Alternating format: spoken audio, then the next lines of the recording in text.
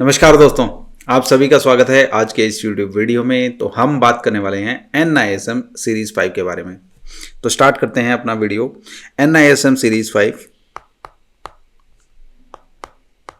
इसको 5A भी बोल देते हैं। तो किस किस को ये एग्जाम देना चाहिए? Who should give the exam? Exam scheme,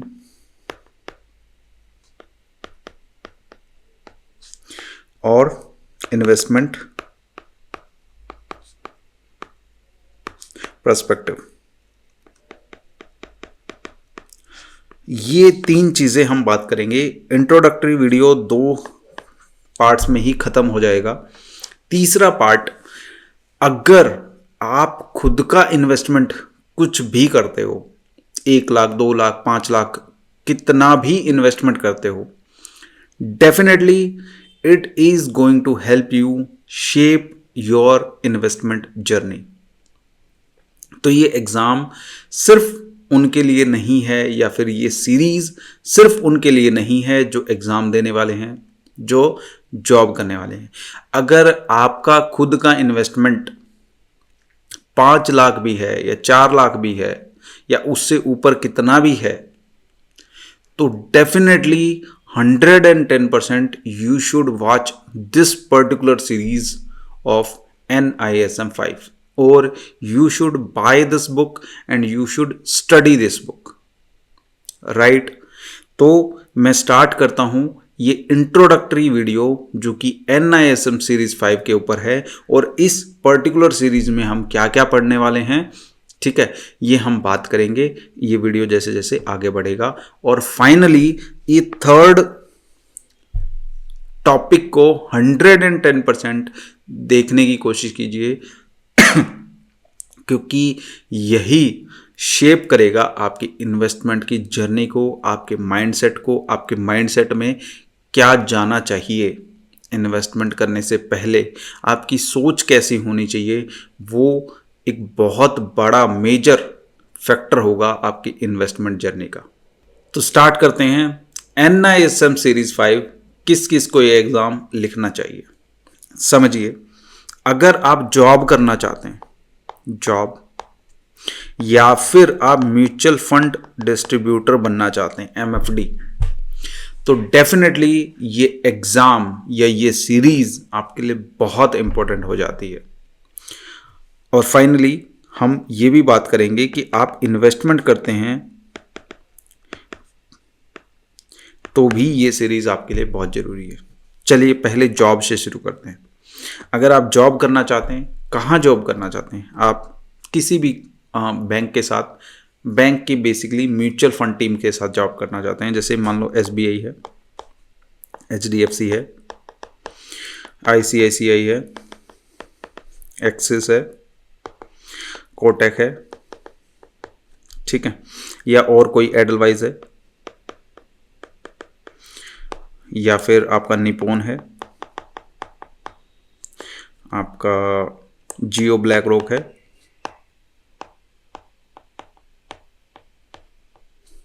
correct, या फिर आपका कोई ग्रो है, या फिर मोतीलाल ओसवाल है,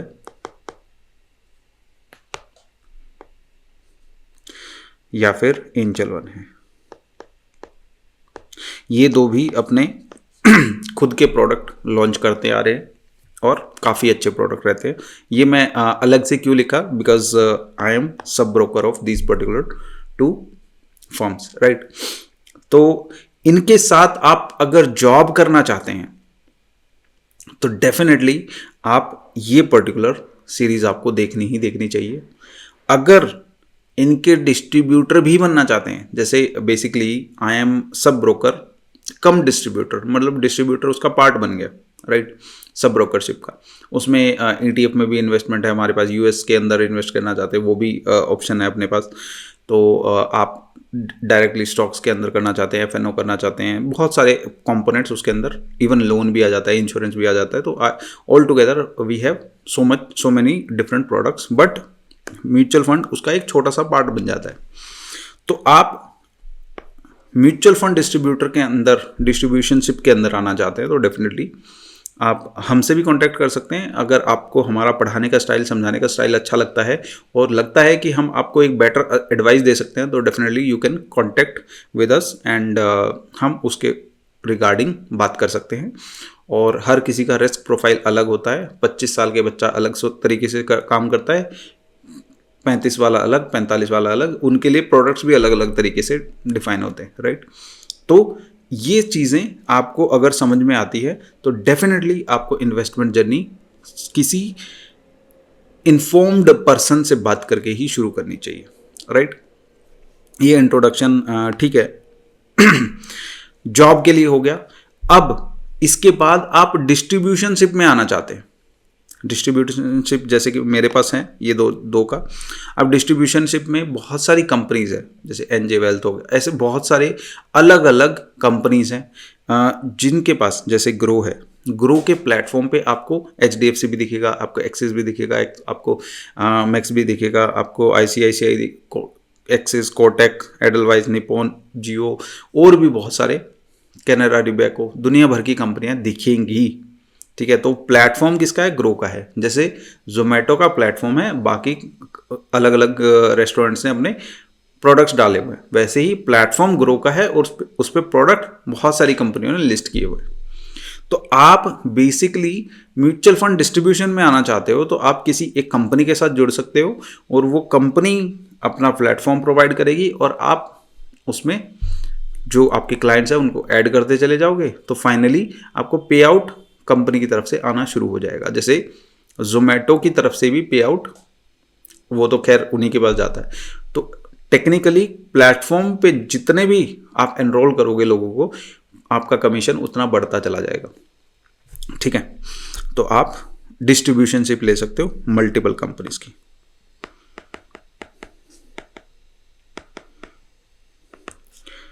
ऑन वन प्लेटफॉर्म,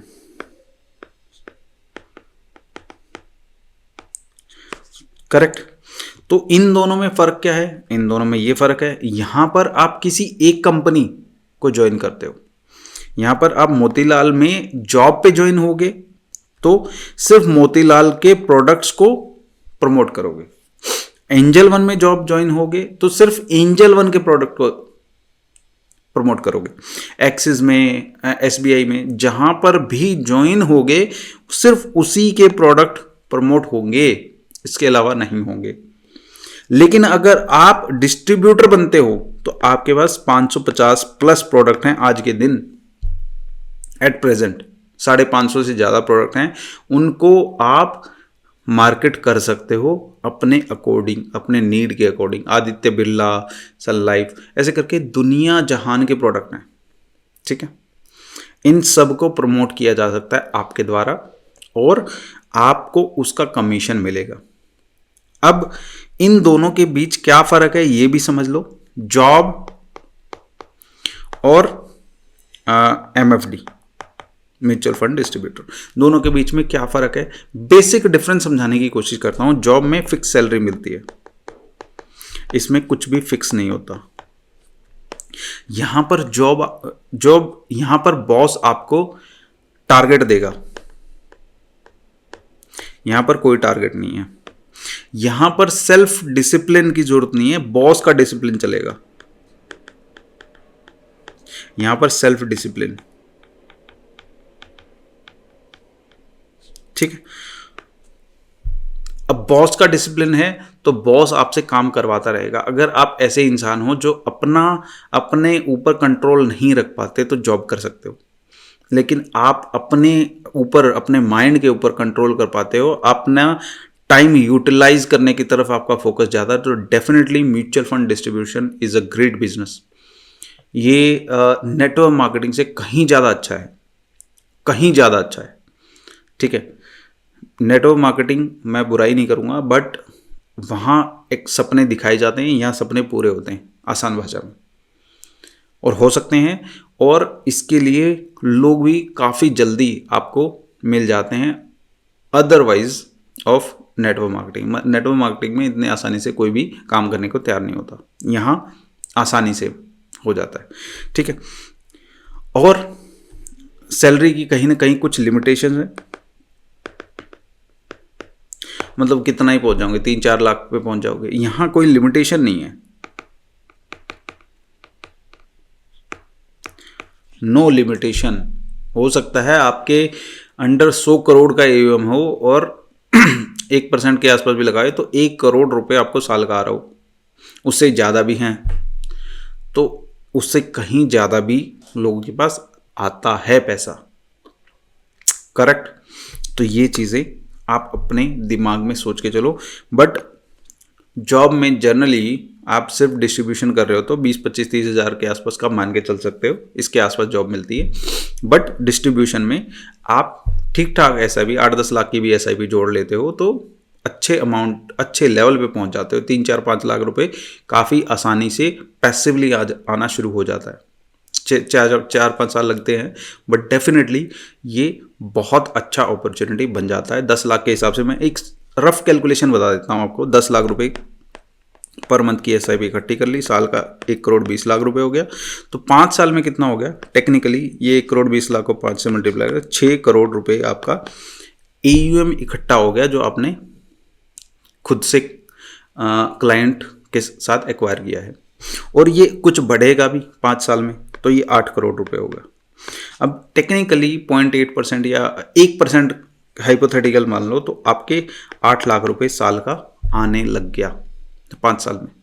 और 8 लाख रुपए यहाँ पर अच्छी खासी कंपनियाँ पे आउट नहीं देती हैं, अच्छी खासी जॉब्स IT में जाने के बाद नहीं मिलता है। ठीक है, तो ये साल को इसको आप 12 महीने में तोड़ लो, जो भी नंबर आएगा बरसता लगभग 65 से 70 हज़ार रुपये। ये 10 लाख इकट्ठे करने में मैं अपना एक्सपीरियंस बताऊँ तो 2 महीने लगे। हो सकता है कुछ को ज़्यादा लगते हो, कुछ को कम लगते हो, लेकिन 2 महीने में आप बड़े आसानी से 8-10 लाख रुपए की SIP इकट्ठी कर सकते हो और ये नंबर ऑटोमेटिकली बढ़ता चला जाएगा अकॉर्डिंग टू मी। हो सकता है किसी के लिए ये चीज़ छोटी हो, किसी के लिए बड़ी हो, है ना। ऑब्वियसली जॉब प्रोफाइल के हिसाब से चीज़ें अलग अलग होती हैं, but this is how it is. Correct. तो ये मैंने काफ़ी कुछ समझाने की कोशिश की कि ये एग्ज़ाम का पर्पस क्या है, आपका म्यूचुअल फंड डिस्ट्रीब्यूटर होने का नज़रिया क्या होना चाहिए, और फाइनली आप इससे क्या कर सकते हो। ये कहीं ना कहीं मैंने इंट्रोडक्शन में ही समझाने की कोशिश की। करेक्ट। अब आ जाता है कि एग्ज़ाम स्कीम क्या है। एग्ज़ाम स्कीम के पे आ जाते हैं। एग्ज़ाम स्कीम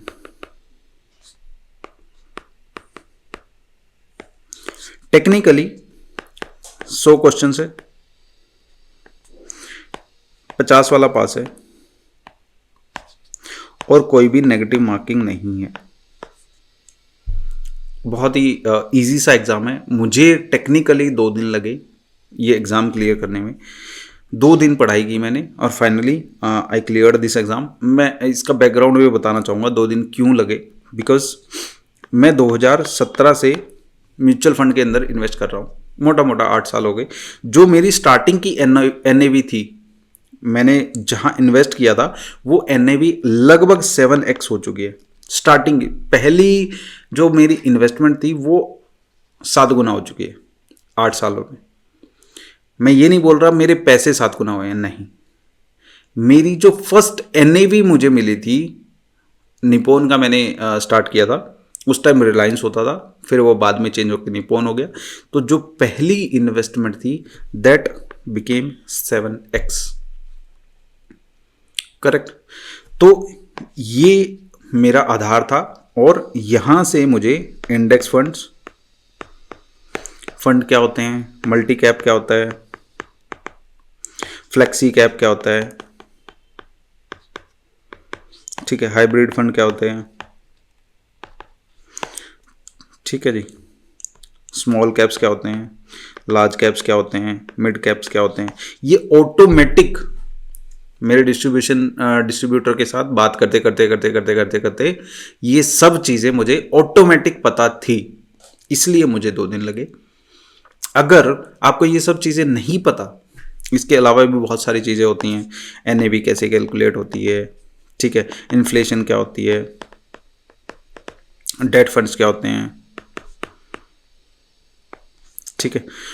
ये सारी चीज़ें इस पर्टिकुलर सीरीज में हम बात भी करने वाले हैं, बट मुझे ये सारी चीज़ें पहले से बता दी, ठीक है। मैं 2017 में तो म्यूचुअल फंड में आया और 2021 में मैं डायरेक्ट स्टॉक इन्वेस्टिंग मैंने शुरू की थी।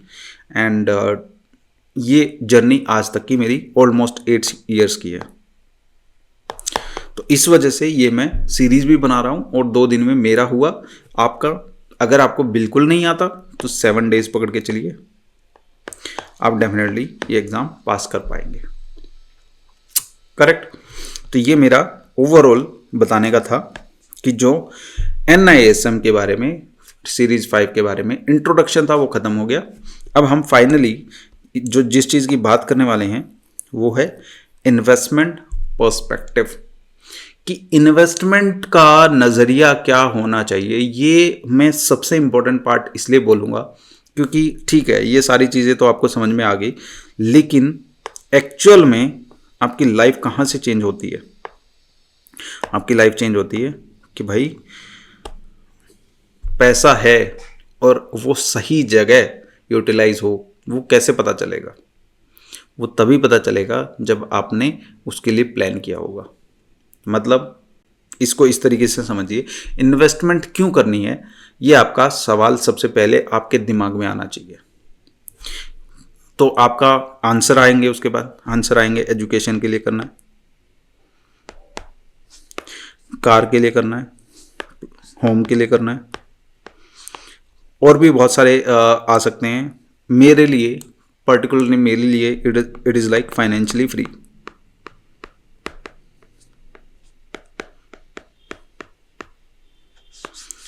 For me it is financial freedom. अब देखो एक एक करके डिस्कस करते हैं।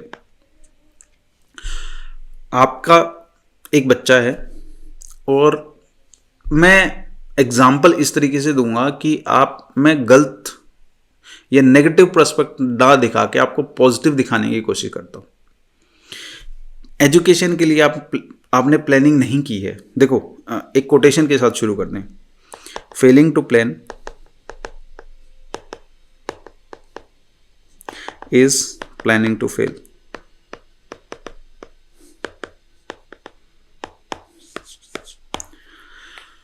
ये कोटेशन अपने दिमाग में छाप लीजिए। आपने प्लान नहीं किया तो कोई और प्लान करेगा और आपसे जॉब करवाएगा। आपने प्लान नहीं किया, ये गलती आपकी है और सिर्फ आपकी है। आपका बच्चा MBBS में सिलेक्ट हो गया, मेरे ख्याल से 8-10 हज़ार रुपये सीट हैं जो आती हैं, और 8-10 हज़ार सीट्स में से उसको नंबर नहीं पड़ा, उसका 11,000वां नंबर था। उसमें कुछ कोटा वोटा और वो सब हटा के वो 1,000 से पीछे रह गया। लेकिन आप ये नहीं बोल सकते कि वो पढ़ा नहीं था, ये नहीं बोल सकते कि वो नालायक था। मैं पॉजिटिव सेंस में एग्जाम्पल देने की कोशिश करता हूँ। आप नहीं बोल सकते कि उसने पढ़ाई नहीं की थी, उसने पढ़ाई की थी, लेकिन अब उसका एडमिशन प्राइवेट में हो गया। प्राइवेट में बेस्ट में हुआ, सरकारी में नहीं हुआ, क्योंकि सरकारी में ऑब्वियसली फीस नहीं थी, या 22-25-50 हज़ार होगी, वो आप अफोर्ड कर सकते थे, वो नहीं हुआ। लेकिन वो पढ़ाई में बहुत अच्छा था। और अब आ गई बात MBBS कराने में या किसी अच्छे इंस्टीट्यूट में भेजने में, आपकी फीस लग रही है। MBBS is just an example, आपको 1 करोड़ रुपए फीस देनी पड़ रही है 5 सालों में, ठीक है। अब इस सिचुएशन में क्या आप उसको अफोर्ड कर पाओगे? अगर आपका आंसर ना है तो आपको सोचने की जरूरत है आज ही। कुछ लोग कहेंगे यार हमें तो पता ही नहीं हम जिएंगे नहीं जिएंगे या कितनी लाइफ है। यार अगर जी गए तो फिर अपने बच्चे के सामने खड़े होकर क्या बोलोगे? हमारे पास पैसे नहीं है? क्या ऐसा जवाब दोगा? क्या आपको नहीं लगता ये बहुत ही नालायकों वाला जवाब है, या बहुत ही मतलब फालतू के लोग जिस तरीके के जवाब देते हैं वैसा जवाब है? कोई भी लॉजिकल जवाब नहीं है। तो टेक्निकली आपकी गलती है, आपने प्लान नहीं किया। ये प्लान मैं इसलिए भी कह रहा हूं क्योंकि आपको पता है 1978 से सेंसेक्स 100 पे था, आज 85,000 पे है। और आपको इतनी सी बात समझ नहीं आती कि सेंसेक्स जो है 850 गुना मल्टीप्लाई हो चुका है, 16.5% का सालाना रिटर्न दे रहा है, सालाना, ईयर पर ईयर। मैं मानता हूं सिर्फ 12% रिटर्न मिले यार आपको, ज्यादा नहीं कह रहा, सिर्फ 12%। तो क्या आपकी लाइफ बेटर नहीं हो सकती? डेफिनेटली हो सकती है। The thing is you don't want to plan. आप सिर्फ उन फालतू लोगों की बातों में बैठे हुए हो कि यार इन्वेस्टमेंट तो, ये स्टॉक मार्केट तो फ्रॉड है, ये तो, इसमें तो स्कैम ही होते रहते हैं। भाई वो टाइम चला गया। Now grow up as a man, grow up as a human being, grow up as a mother, grow up as a, you can anything, ठीक है? आप, you should think like a grown up man, और ये return आपको अच्छी जगह पहुंचा सकता है। Now you have to plan.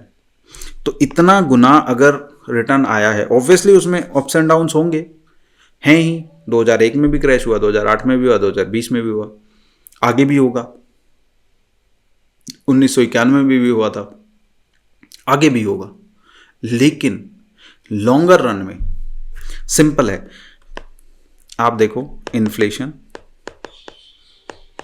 अभी इन्फ्लेशन आपको समझ नहीं आ रहा होगा, आपका जीडीपी, और इन्फ्लेशन जनरली 6 से 8% रहता है। जीडीपी अभी 8.2 आया है, तो 6 से 8 ये आता है।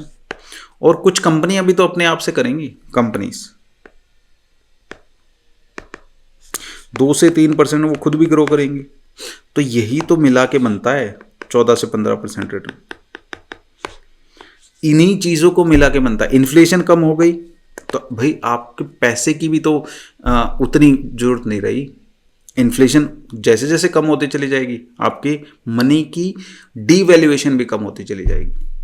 ये सब चीजें हम पढ़ेंगे, ये सारी चीजें पढ़ेंगे इस पर्टिकुलर सीरीज में। लेकिन आप समझ के चलो कि आपको सोचना कैसे है, right?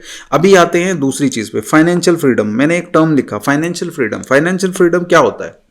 Financial freedom is in simple terms, आपको आपका घर चलाने के लिए जॉब पे ना जाना पड़े। इसको किस तरीके से परसीव करो, देखो मंथली खर्चा निकालो अपना। मेरा मंथली खर्चा 60,000 रुपये या 50 लगा लो, चलो ठीक है, इजी कैलकुलेशन के लिए। साल का खर्चा कितना हो गया? 6 लाख रुपए हो गया। तो मेरे पास कितना इन्वेस्टेड अमाउंट होना चाहिए कि मैं फाइनेंशियली फ्री हो जाऊं? In base case you should multiply this number by 15। 15 से गुना कर दो इस नंबर को।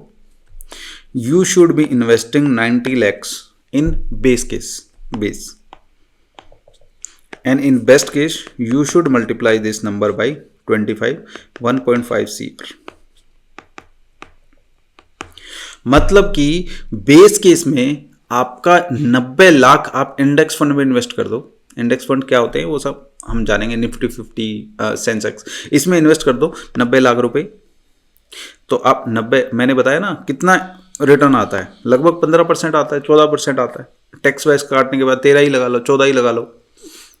तो इतना रिटर्न आ गया, 13% रिटर्न आ गया, 14% रिटर्न आ गया। तो 13-14% कितना बनता है?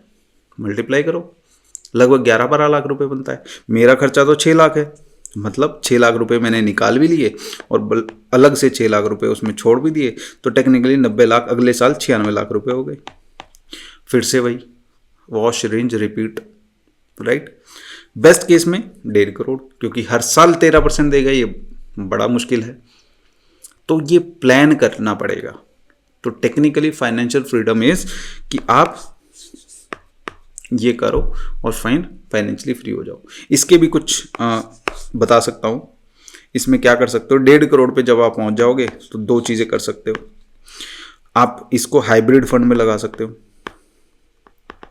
हाइब्रिड फंड में क्या होता है, 40% डेट में लग जाता है, 20% गोल्ड सिल्वर में लग जाता है, 40% आपका इसमें इक्विटी में लग जाता है। इक्विटी गोल्ड और ये डेट, ठीक है, ये चीज की जा सकती है। अब इसमें डेट में तो 7 से 8% मिलता ही है, गोल्ड में भी डाउन टर्न्स बहुत कम है, और इक्विटी में है बट वो टेक केयर कर सकते हैं बाकी ओवरऑल सिनेरियो। तो इस हिसाब से आप इसमें SWP लगा सकते हो और डेफिनेटली वो बहुत अच्छा काम करती है। अदरवाइज क्या किया जा सकता है, इस 1.5 करोड़ में 75 लाख की आप FD करवा दो और 75 लाख की आप इक्विटी में इंडेक्स फंड में डाल दो।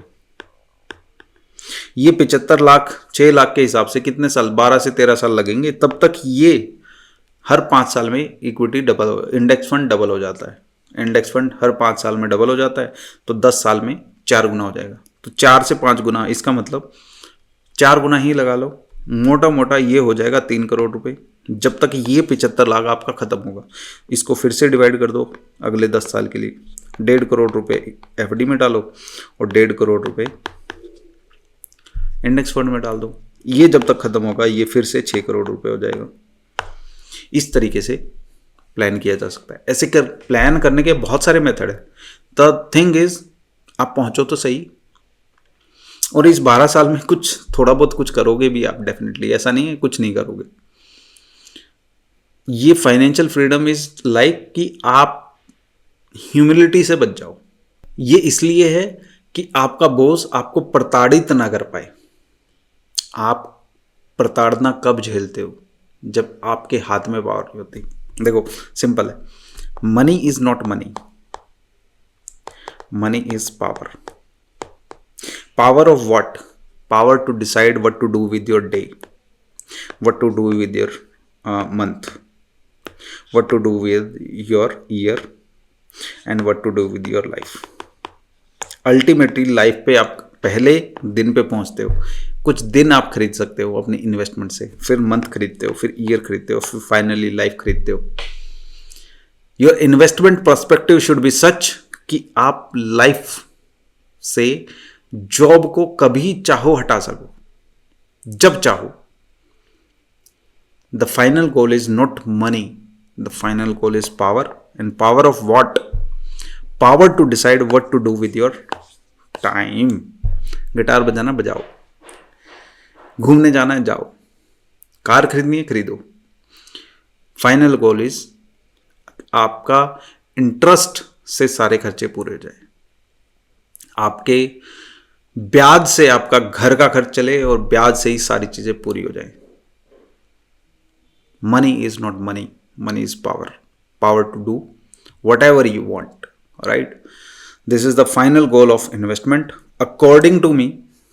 हो सकता है बाकियों के लिए अलग हो, but this with all these words I will spare you guys कि आप इस तरीके से सोचेंगे तो डेफिनेटली कुछ ना कुछ निकल के आएगा। और किस तरीके से इन्वेस्टमेंट कर सकते हैं उसके लिए मैं यही कहूँगा, हमसे कांटेक्ट करना चाहते हो कर सकते हो और हम उस बारे में बात कर सकते हैं, right? Thank you so much guys. हर किसी का साइज़ अलग होता है, जूते का साइज़ अलग होता है। 25 साल का सिर्फ स्मॉल कैप में रह सकता है, 35 साल का स्मॉल मिड लार्ज कॉम्बिनेशन होता है, 45 साल वाला डेट लार्ज कैप्स का कॉम्बिनेशन होता है, 60 वाला ओब्वियसली डेट के अंदर ही रहना चाहिए उसको।